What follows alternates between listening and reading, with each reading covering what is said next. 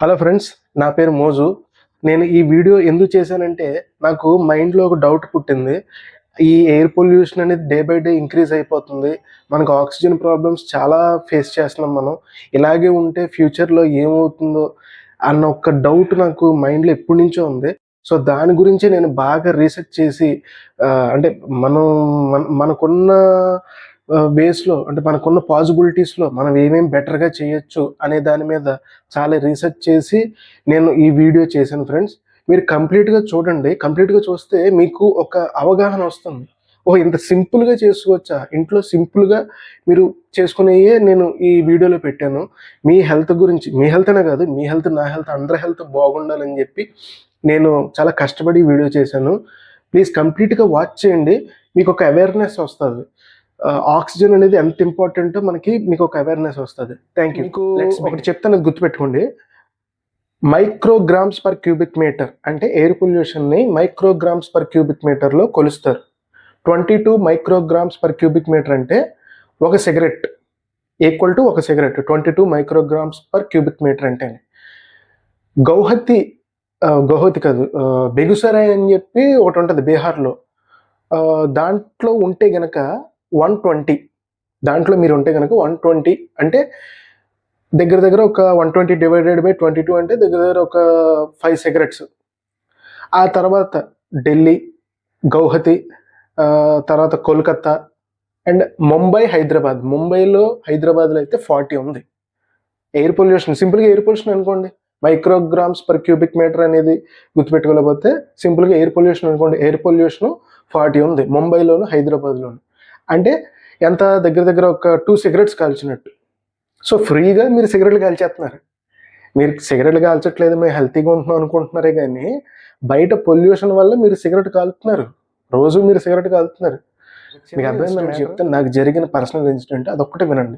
అదేంటంటే నేను హైదరాబాద్ వెళ్ళాను. 2019, 20 ఆ టైంలో జాబ్ గురించి నేను హైదరాబాద్ వెళ్ళాను. వెళ్ళినప్పుడు అప్పుడే కరోనా స్టార్ట్ అయింది. మేము అపార్ట్మెంట్స్‌లో ఉండేవాళ్ళం, 4థ్ ఫ్లోర్. మొత్తం అంతా ఖాళీ. అందరూ ఎవరి కాళ్ళు ఇంట్లోకెళ్ళిపోయారు. ఓకే. ఎవరికి వాళ్ళు ఇంట్లోకెళ్ళిపోయారు. మా మా బ్లాక్‌లో కూడా 4థ్ ఫ్లోర్‌లో కూడా ఎవరు లేరు. మా ఫ్రెండ్స్ లేరు. ఎవ్వరు లేరు. నేను ఒక్కడినే ఉన్నాను. నేను కూడా ఏదో పనుంది. 2 డేస్‌లో ఇంటికెళ్ళిపోయేవాడిని. రాజమండ్రి వచ్చేయాల్సిందే. అలాంటిది నేను అక్కడ ఉన్నాను. ఆ రోజున నాకు అంతకు ముందు కూడా బయటికెళ్ళినప్పుడు కొంచెం పొల్యూషన్ వల్ల నోస్ బ్లాక్ అవ్వడం ఇలాంటివి జరుగుతూ ఉండేది. కానీ ఆ రోజున మొత్తం ఆక్సిజన్ ఆగిపోయింది. కంప్లీట్‌గానే. అసలు ఆక్సిజన్ తీసుకోలేకపోతున్నాను. దాంతో నాకు భయమేసింది. భయమేసి ఎక్సర్‌సైజ్‌లు చేసి బయటికెళ్ళి అటు తిరిగి, ఇటు తిరిగి ఎంత చేసినా సరే నాకు ఆక్సిజన్ అందట్లేదు. ఈ లోపులు మా ఫ్రెండోళ్ళ తమ్ముడు ఒకడొచ్చాడు. ఆడేదో ఇంటర్వ్యూ పని మీద వచ్చాడనమాట. ఇంటర్వ్యూ పని మీద వస్తే వాడు నన్ను చూసి భయపడిపోతున్నాడు. "అన్న నువ్వు దూరంగా ఉండు, దూరంగా ఉండు. నీకు కరోనా వచ్చినట్టుంది." అంటే బ్రీతింగ్ ఆడకపోవడం అప్పుడు సింప్టమ్స్ కదా! దాంతో ఆడు భయపడిపోయి నన్ను దూరంగా ఉండు, దూరంగా ఉండు అని నేను ఇంక నాకు అర్థమైంది. సీన్ అర్థమయ్యి ఆడినే బతిలాడుకుని, "ఒరేయ్ నన్ను హాస్పిటల్ తీసుకెళ్ళరా" అని ఆడినే బతిలాడుకుంటే, ఆడు హాస్పిటల్ తీసుకెళ్ళాడు. 4, 5 హాస్పిటల్ తిరిగాం. ఎక్కడా జాయిన్ చేసుకోలేదు. అందరూ గూడా బయటికి లాగించేయి అన్నారు. అంటే ఈ బ్రీతింగ్ ఆడట్లేదు, కరోనా ఏమో అనుకున్నా. సో, నాకు అనిపించింది, సరే అయితే ఇంక పోయేటట్లున్నాం అని చెప్పి పోదాం పద, వెనక్కి పోదాం పద అని బండి మీద వెళ్తూ నాకు గుర్తొచ్చింది. ఒక అన్నయ్య, తెలిసిన అన్నయ్య ఉన్నాడు. తను అక్కడే డాక్టర్, తను హైదరాబాద్‌లో ఉంటాడు. సో, నేను అన్నయ్యకి ఫోన్ చేశాను. ఫోన్ చేసి, "అన్న ఇలా ఉంది పరిస్థితి. నాకైతే ఆక్సిజన్ అందట్లేదు. చాలా ఇబ్బందిగా ఉంది నాకు." అంటే, "అరే నీకేమన్నా సైనస్ ఉందా?" అన్నాడు. అప్పుడు నాకు బల్బు వెలిగింది. "సైనస్ ఉందన్నా." అంటే, "సరే అయితే ఓ పని చేయి, నేను ఒక నాజల్ స్ప్రే చెప్తాను, అది వాడు. అది వాడితే నీకు ముక్కులు బ్లాక్ అయిపోయినట్టున్నాయి, కండరాలు వాసి ఎయిర్ పొల్యూషన్ వల్ల" అని చెప్పి అన్నాడు. సర్లే అని చెప్పి ఆ నాజల్ స్ప్రే కొనుక్కొని వాడాను. వాడిన తర్వాత నాకప్పుడు అప్పటి వరకు అసలు ఉంటానా, పోతానా అన్నోడిని కొంచెం అప్పుడు మనిషినయ్యాననమాట. బతికాను. లేదంటే అప్పుడే పోదును. చాలా, చాలా అంటే చాలా దారుణం. దానికి గల కారణం ఏంటంటే, అంత సివియర్‌గా అవ్వడానికి గల కారణం ఏంటంటే, నేను బయట తిరిగినప్పుడు పొల్యూషన్ అని చెప్పి నాకు ముక్కులు మూసుకు కొంచెం ఇబ్బంది పడ్డాను కదా! సో, రూమ్‌లోకొచ్చిన తర్వాత ఏం చేసేవాడినంటే, రూమ్ మొత్తం మొత్తం డోర్‌లన్నీ క్లోజ్ చేసేసేవాడిని. నా రూము. మేము ఉండే అపార్ట్మెంట్‌లో నాకో రూమ్ ఉండేది. ఆ రూమ్ మొత్తం విండోస్, డోర్స్ అన్నీ క్లోజ్ చేసేయడం. వెంటిలేటర్ ఉండేది. వెంటిలేటర్‌లో నుంచి ఆక్సిజన్ వస్తది కదా! అది సరిపోద్దనుకునేవాడిని. కానీ బయట పొల్యూషన్ కన్నా ఇంట్లో ఉన్న పొల్యూషన్ ఇంకా డేంజర్. ఎందుకంటే మనం ఇక్కడ ఉంటాం రూమ్లోని, ఆ వదిలిన కార్బన్ డైఆక్సైడ్ని మళ్ళీ పిలుస్తుంటాం, వదిలిందాన్ని మళ్ళీ పిలుస్తుంటాం. బయటకు వెళ్ళాలి, ఇంకా బయటే బెటర్ అండి. మీరు బయటకు వెళ్ళి ఆ పొల్యూషన్ అనుకుంటాం కానీ ఇంకా అదే బెటర్. రూమ్లో ఇవన్నీ మీకు ఎందుకు చెప్తున్నానంటే, ఆక్సిజన్ అనేది చాలా అంటే చాలా అంటే చాలా ఇంపార్టెంట్. మనం ఫుడ్ లేకుండా ఒక 1 వీక్ బతకచ్చు, వాటర్ లేకుండా 2-3 డేస్ బతికేయచ్చు. కానీ ఆక్సిజన్ లేకుండా ఎంతసేపు బతుకుతాం? మ్యాక్సిమం 2 మినిట్స్, అంతే. 2 మినిట్స్ తర్వాత పోతాం. అంటే ఆక్సిజన్ ఎంత ఇంపార్టెంటో చూసుకోండి. మరి మనకి ఆక్సిజన్ కావాలంటే జనాభా పెరిగిపోతుంది. ఆక్సిజన్ కావాలంటే ఎలాగా? పెద్ద పెద్ద ట్రీస్ అన్ని కొట్టేస్తున్నారు, ఎక్కడికక్కడ పెద్ద పెద్ద ట్రీస్ అన్ని తీసేస్తారు. మీరు షాపింగ్ మాల్స్ దగ్గర చూడండి, పెద్ద పెద్ద హాస్పిటల్స్ దగ్గర, లేదంటే ఏమన్నా అపార్ట్మెంట్స్, గేటెడ్ కమ్యూనిటీస్, ఎక్కడ కూడా పెద్ద పెద్ద ట్రీస్ అనేది ఉండవు. చిన్న చిన్న ట్రీస్ అవి ఎంత ఆక్సిజన్ అని ప్రొడ్యూస్ చేస్తాయి చెప్పండి? ఎంత ఆక్సిజన్ అని ప్రొడ్యూస్ చేస్తాయి? పెద్ద పెద్ద ట్రీస్ అనేది ఉండాలి కదా మనకి, బిల్డింగ్ బాగా కనబడాలని. ఇప్పుడు పెయింటింగ్ వేసుకుంటున్నారు, బిల్డింగ్ బాగా కనబడాలి, తీసేస్తారు. అపార్ట్మెంట్ల దగ్గర స్కోప్ లేదు, నెక్స్ట్ మాల్స్ దగ్గర స్కోప్ లేదు, నెక్స్ట్ ఈ అదేంటి హాస్పిటల్స్ దగ్గర స్కోప్ లేదు. ఎక్కడికక్కడ పెద్ద పెద్ద ట్రీస్ అన్నీ కూడా తీసేస్తున్నారు. మరి మనకి ఆక్సిజన్ అంత జనాభాకి ఆక్సిజన్ ఎక్కడి నుంచి వస్తుంది? పైగా ఇది తీసేస్తున్నారంటే మన రూమ్లోనే ఉంటే ఇంకా డబల్ అవుతుంది, బయటకన్నా లోపల పొల్యూషన్ ఇంకా ఎక్కువ. ఇది మనం బయటకు వెళ్తేనేమో ఫ్రీగా సిగరెట్ కాల్చేస్తున్నాం, బయటకు వెళ్తే ఫ్రీగా సిగరెట్ కాల్చేస్తున్నాం, ఇంట్లో ఉంటేనేమో పొల్యూషన్ డబుల్ అవుతుంది. ఎలాగా? దీనికి సొల్యూషన్ ఏంటి అంటే ఏం లేదు, సింపుల్ సొల్యూషన్ ఏంటంటే, మీ రూమ్లోనే చక్కగా చిన్న చిన్న పాట్స్లో, మీకు అమెజాన్లో దొరికితే నేను స్క్రీన్ మీద చూపించినట్టు చిన్న చిన్న పాట్స్లోని కొన్ని ప్లాంట్స్ చెప్తాను, అవి పెంచుకోండి చాలు.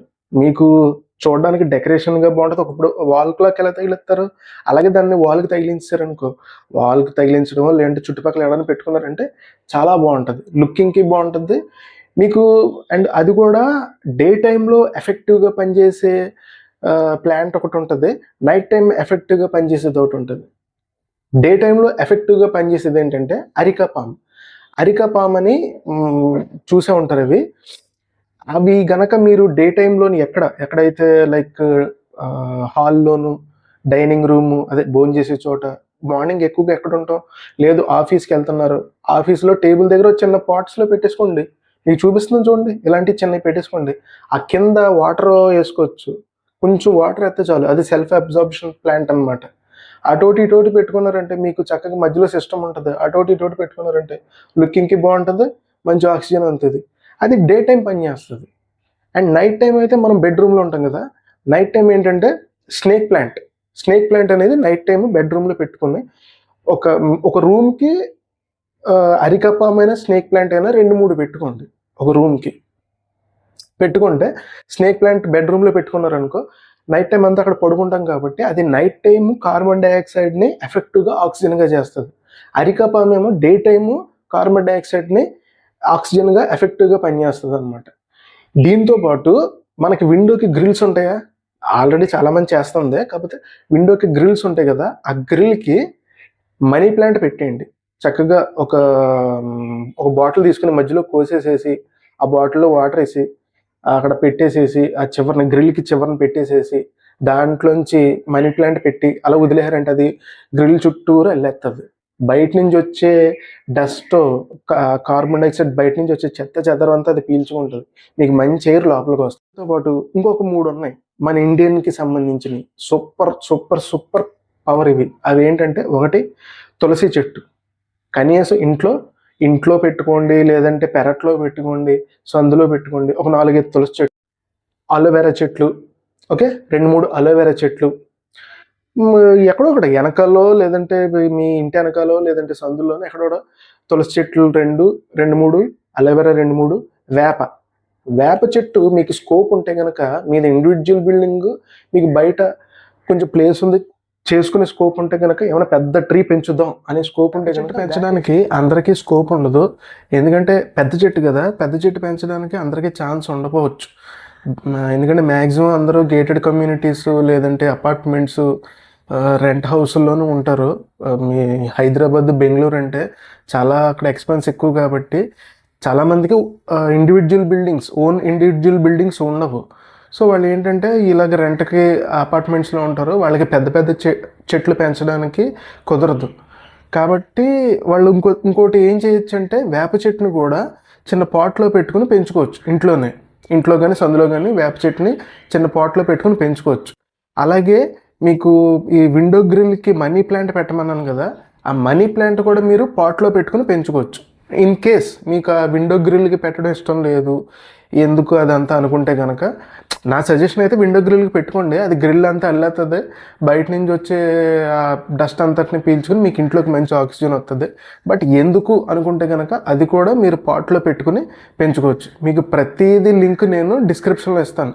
ఏది హాల్లో పెట్టుకునే అరికాపాము, మనం డే టైంలో ఎక్కువగా ఉండే చోట పెట్టుకునే అరికాపాము, అలాగే నైట్ టైం బెడ్రూమ్లో పెట్టుకునే స్నేక్ ప్లాంట్, అలాగే మనీ ప్లాంట్ అండ్ తులసి, అలాగే అండ్ అలోవెరా అండ్ ఈ నీమ్ అదే వేప చెట్టు అన్నీ కూడా మీరు పాట్స్లో పెట్టుకుని పెంచుకోవచ్చు. ఇంట్లోనే చిన్న చిన్న పాట్స్లో పెట్టుకుని పెంచుకుంటే మీకు మంచి ఆక్సిజన్ వస్తుంది. ఓకే, ప్రతి లింక్ మీకు డిస్క్రిప్షన్లో ఇస్తాను. మీకు ఇంట్రెస్ట్ ఉంటే బై చేయండి, మాకు కొంచెం సపోర్ట్గా ఉంటుంది. Okay, thanks for watching the video. Thank you.